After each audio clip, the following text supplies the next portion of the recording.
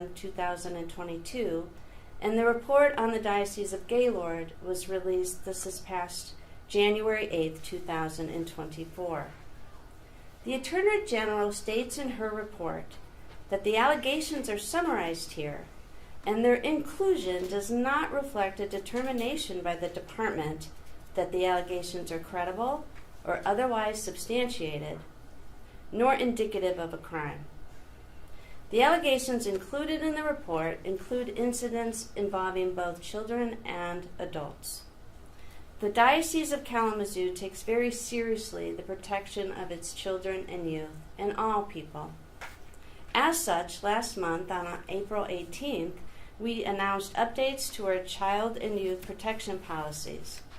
One of those significant updates included the publication of a list of individuals who, in the judgment of the Diocese of Kalamazoo, have been credibly accused of actions that disqualify and prohibit them from working or volunteering with children or youth. This list, and all our materials and resources related to today's announcement and all child protection policies, may be found on our diocesan website. In just a few moments, I will invite Bishop Edward Losey to offer his remarks. Following Bishop Losey's remarks, we will have a brief time for questions. Just a few biographical notes on Bishop Losey. It was actually almost a year ago, tomorrow, May 23rd, when Pope Francis announced the appointment of Bishop Losey as the 5th bishop for the Diocese of Kalamazoo. Bishop Losey was ordained our bishop on July 25th and has served as bishop of the diocese for these past 10 months. As a reminder, the Diocese of Kalamazoo consists of 59 Catholic parishes and missions, as well as 21 Catholic schools within the 9 counties of Southwest Michigan. Bishop Losey has been a priest for 35 years and was ordained for the Diocese of Erie, where he served up until his ordination last July. He earned his doctorate in canon law and also has an extensive background in child and youth protection, having led that office for the Diocese of Erie. It is my honor now to welcome Bishop Losey to the podium. Thank you.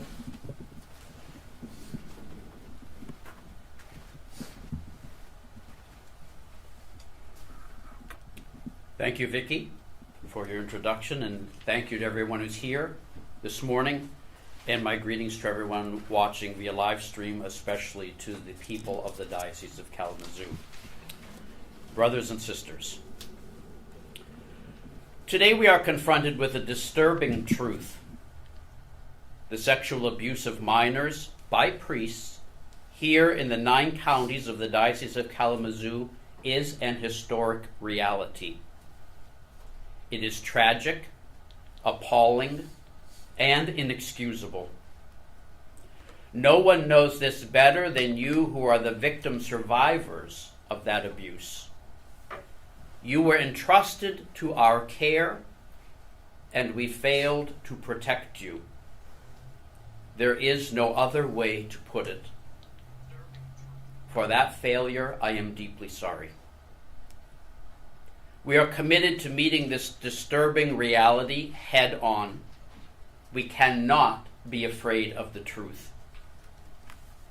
The ugliness detailed in the Attorney General's report is not the whole of who we are, but it is a part, and we must acknowledge that fact and own it so that it does not happen again.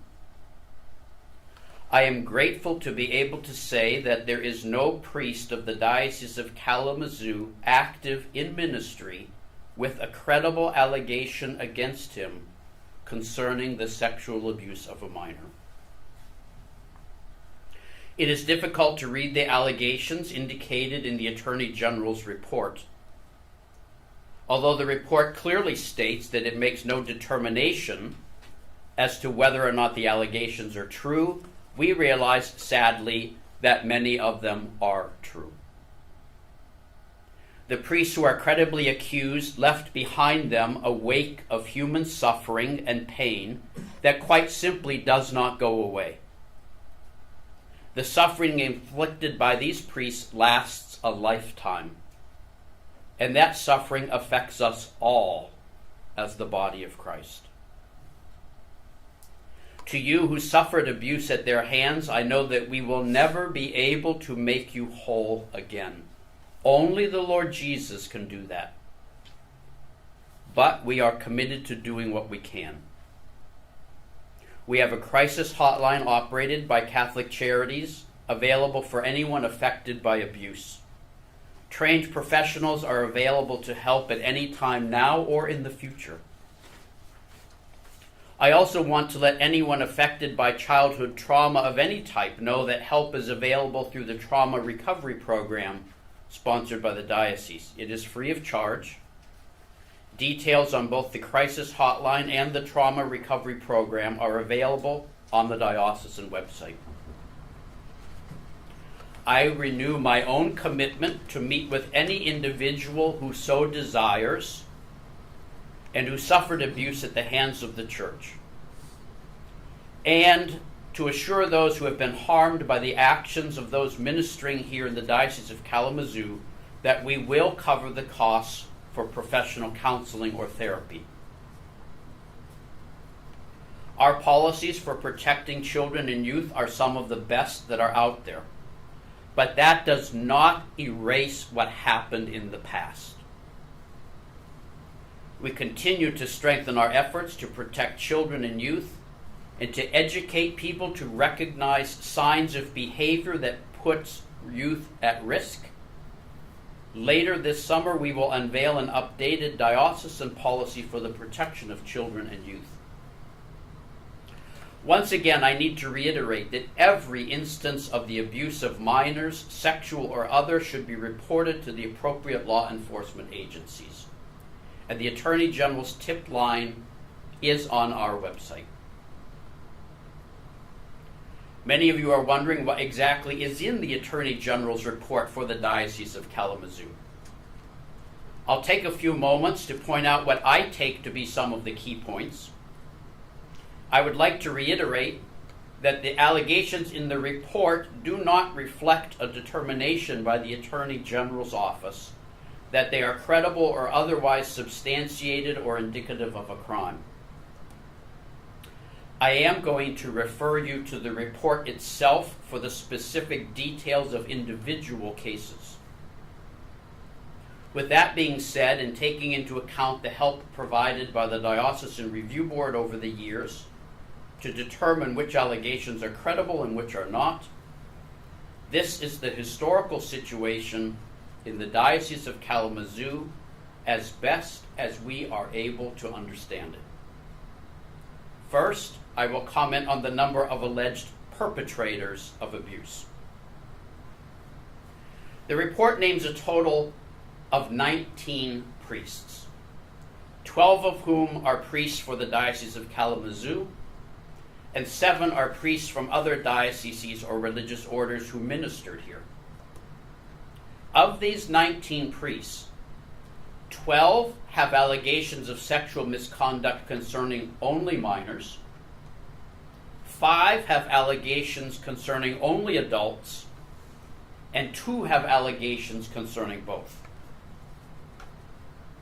So of those accused of abusing minors, 12 only minors, plus 2 others who were in both categories, 14 total. Of those, 10 are alleged to have done so within the 9 counties of the Diocese of Kalamazoo, and the remaining 4 are alleged to have done so elsewhere. As best as we are able to understand, we believe that allegations against 10 of these 14 priests are credible. The review board was unable to determine the credibility of the allegations against Father Carl Peltz, as well as those against Father Gary Piment and Father David Otto, when those allegations were brought forward, turned over to authorities, and analyzed by the review board. If anyone has any additional information regarding those or any other of the allegations in the Attorney General's report, we would welcome it. In at least some cases, there is evidence that suggests that warning signs were either unrecognized or unheeded. I have no intention to attempt to defend those decisions. At the same time, I would be remiss if I did not mention the times in the report where church officials did try to act responsibly and do the right thing, even if it wasn't always well received. Now I will comment on the total number of allegations. There are 28 allegations of sexual misconduct with minors. 28. At this time, we estimate that as many as 23 of those could be credible. Now, not all of those occurred here in the Diocese of Kalamazoo. 24 of the 28 incidences are alleged to have occurred here in the diocese, and of those, we estimate that as many as 19 of those could be credible. There are 24 allegations of misconduct with adults, 2 of which are alleged to have occurred within the diocese. We estimate that potentially all 24 of those could be credible. Again, I wish to confirm that no priest identified in the Attorney General's report is currently in active ministry. I also want to highlight that the majority of allegations occurred decades ago, in fact, prior to the year 2000. We have made significant strides in safeguarding our children and providing safe environments. Those efforts, which include the 19,000 employees and volunteers who have been background checked and undergone training for recognizing sexual predatory behavior, those efforts are having results.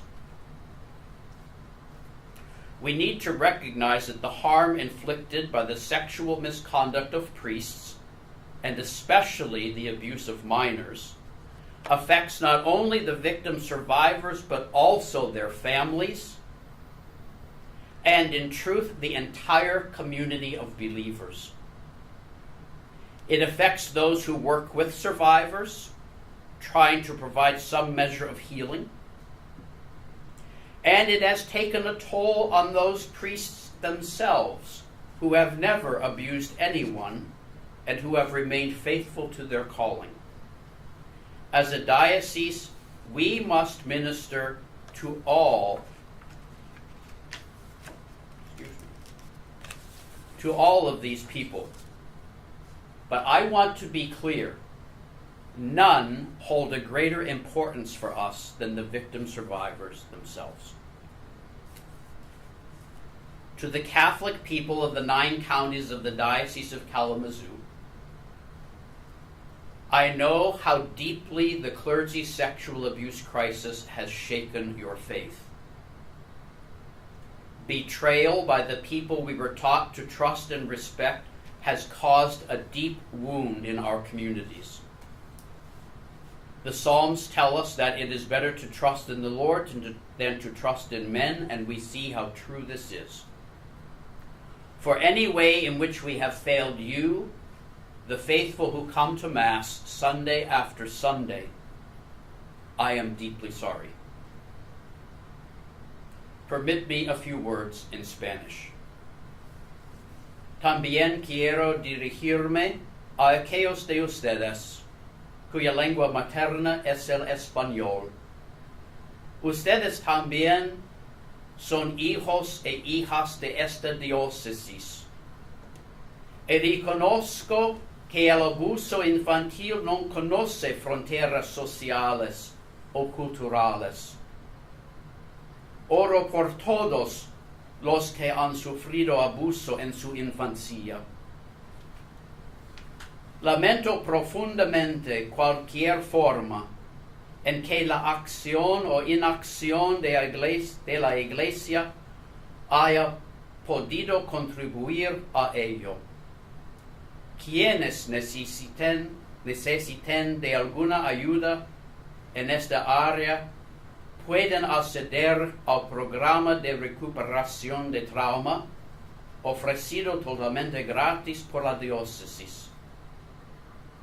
De igual modo, el texto que me charlo hoy, así como información sobre el programa de recuperación de trauma, estará disponible en español en la página web de la diócesis.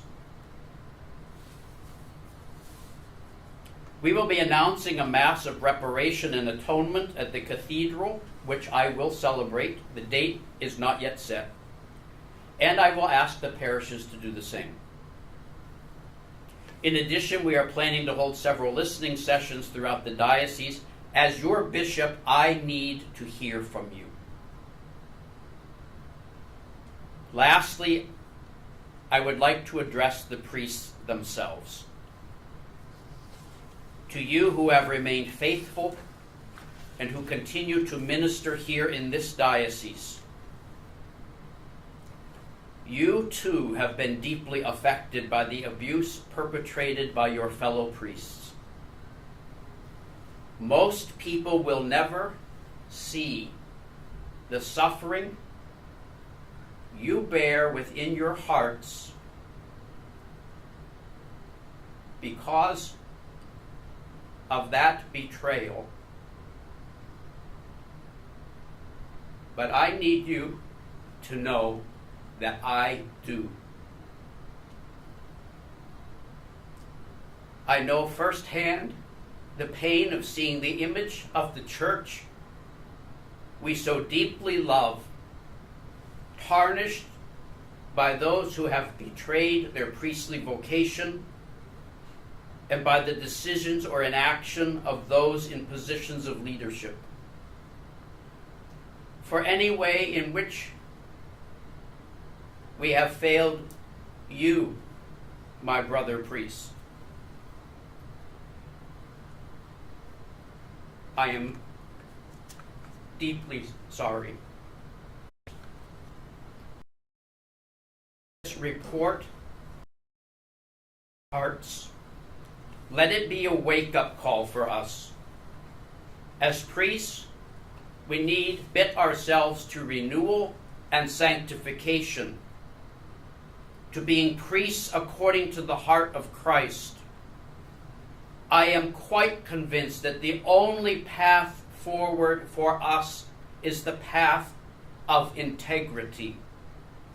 Let it begin with us. This report compels us all to come to terms with our past and to admit our failings, but it does not define our future. Together we will work for that day when children everywhere across the whole of society are safe and protected. Aided by the prayers of the Blessed Virgin Mary, Mother of Christ and Mother of the Church, we entrust our efforts to our Lord Jesus Christ, who is the font of all healing and grace. Thank you all for your attention, and I will now take any questions or comments. So I have a point of clarification. The report names 19 priests, which you talked about, Yeah. and then there was another set of numbers, 28 allegations of sexual misconduct. What Yeah. was the difference between those two? Well, the first part I'm commenting on, let me get rid of some of this stuff here. First part I'm commenting on the number of perpetrators, which is 19. Then the second set of statistics were the number of allegations. So you could have one perpetrator who has 4 or 5 allegations. Okay. That's why the numbers don't match. Sure. There are more allegations than there are perpetrators. In the report in total, if my math is correct, there are 52 total allegations, but only 19 priests. You've said that there's no priest in the diocese that has, no active priest that has allegations against minors. What about adults? No one that's in this report Is active? is active in any capacity at all. And you've talked a lot about protections for minors. Is something being done to prevent grooming of adults, or is there any protection for adults? So that would be part of the ongoing formation of priests, and we will certainly be addressing those matters. One of the as painful as some of these reports are to receive, they're a reality check. We have work to do in terms of it's a never-ending process of making sure that we are doing the best ministry we can, protecting people in the best way that we can, fulfilling our obligations with integrity. And there are more names on the AG's list than what you released. What's the difference? You mean what we released last month? Yes. Yes. Were there names you didn't know about, or why do they have more names than you had? Well, our list that we released a month ago has some very clear parameters on it. First of all, it deals only with conduct concerning minors. So those in this report that deal with adults, they would not have been included in that list. The list that we put out also says what we understand to be credible allegations. There are some here where we're not able at this point to understand whether to make a determination. The review board said it didn't have enough information to determine whether or not those were credible, even if they deal with a minor. That's why if anyone has additional information to shed light on those cases, we would welcome it. If that additional information enables us to determine credibility, then they'll go on the list. All of the people in the Attorney General's report are now on that website. Is that live now? It'll be live shortly. Yeah. So we wanted to make sure that all the people in the Attorney General's list are on the exact same web page. They may or may not fit the parameters of that other list. The important thing to us is that their names are on that page. In a similar vein, is there anything that surprised you when you looked at the Attorney General's report?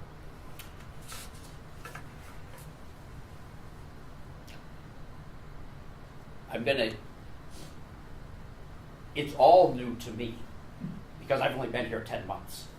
Okay.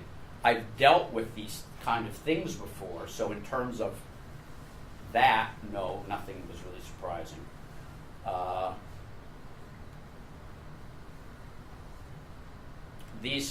All these allegations are things that have been looked into by the diocese, so I don't think there was anything, to my awareness, that we weren't aware of ahead of time in terms of like, wow, that name came out of the blue, we didn't know anything about that. I don't think that happened.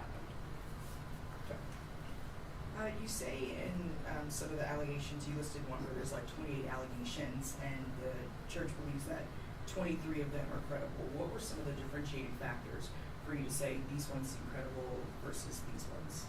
Well, those were determinations by the review board going back quite a number of years. And the law enforcement, the reports we got from law enforcement, and all the information that the review board had in front of them. You know, sometimes you just simply you have the stuff here, but there's just not enough information to say one way or the other. It could have, it could. So those are the 5 allegations concerning, if my numbers are correct, 5 allegations concerning 4 priests, where the review boards who looked over this said, we don't have enough information here.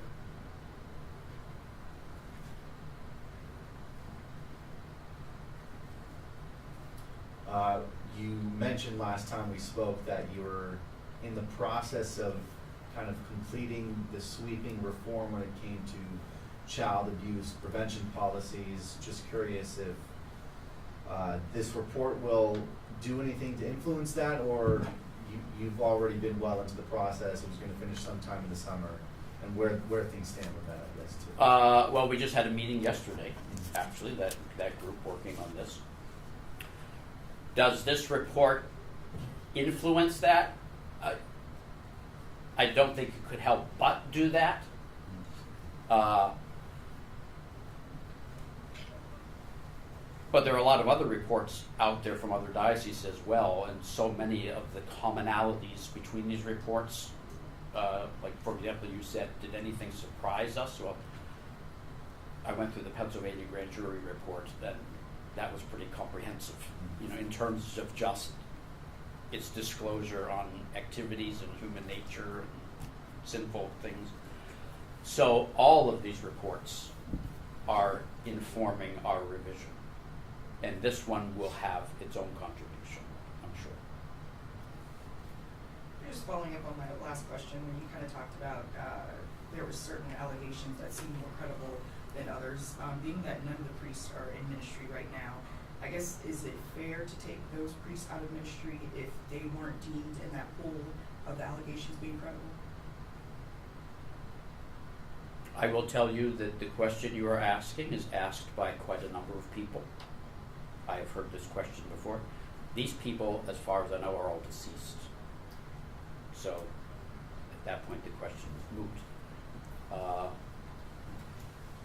I can't provide a definitive answer to your question because that is a highly debated point.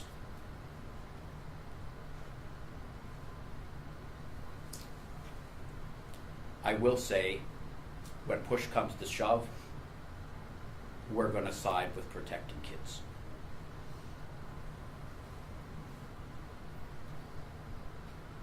We kind of talked about this last time too, but now that we have this report, I want to revisit this. How would you define public perception of the Catholic Church and how reports like these attempt to repair that perception? There is no question that the level of moral credibility has been severely weakened in the last 20 plus years. These kind of reports could very easily weaken it further. I recognize that. But at the same time, we have to deal with reality as it's presented, not as I would perhaps like to paint it. You know, I can't look at life through rose-colored glasses. This is the truth. We have to confront the truth head on. There is no other path forward other than the path of integrity, and that means confronting the reality of who we are, good and bad, truthfully, honestly, addressing what needs to be addressed, giving all of it to the Lord, and forging a path forward that's built in transparency and integrity. And the Lord said, the truth will set you free. Not a reality, or not an illusion, not something else, the truth. We cannot be afraid of the truth.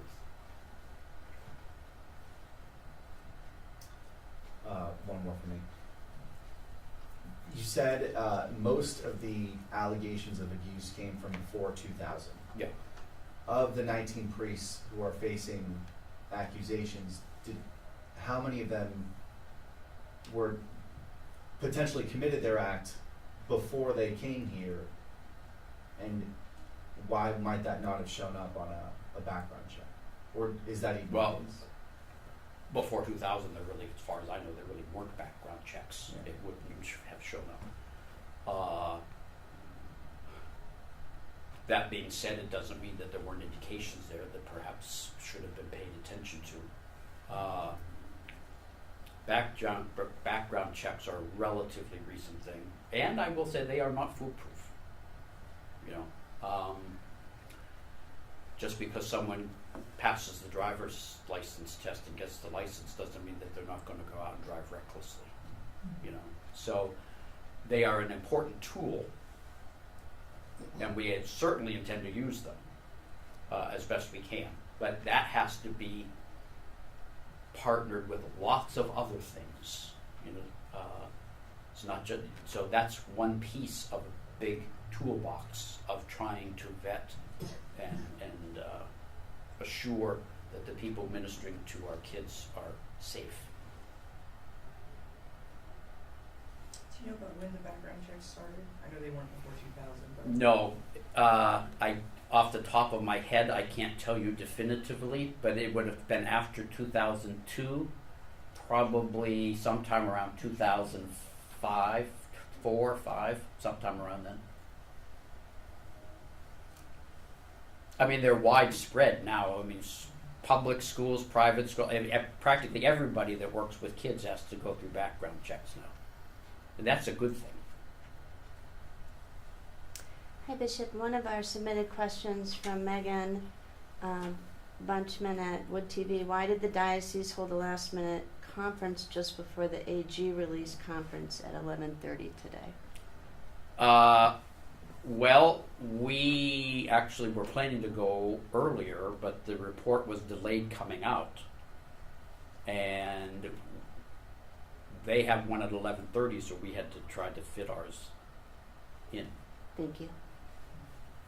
It's not an ideal way to do it, but yeah. And of course, we're available later.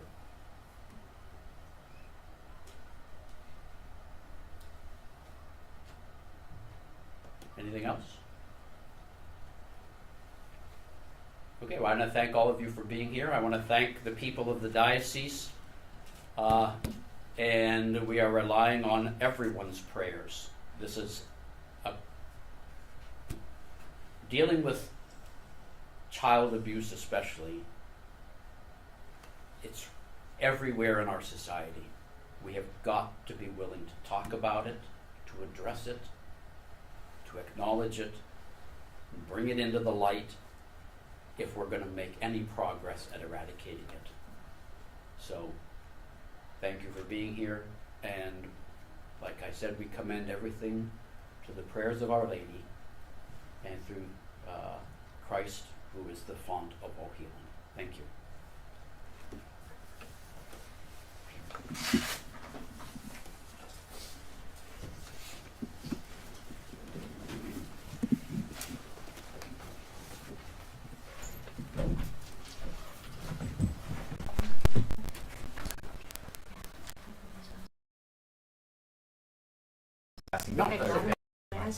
So, yeah, you said 28 allegations, and then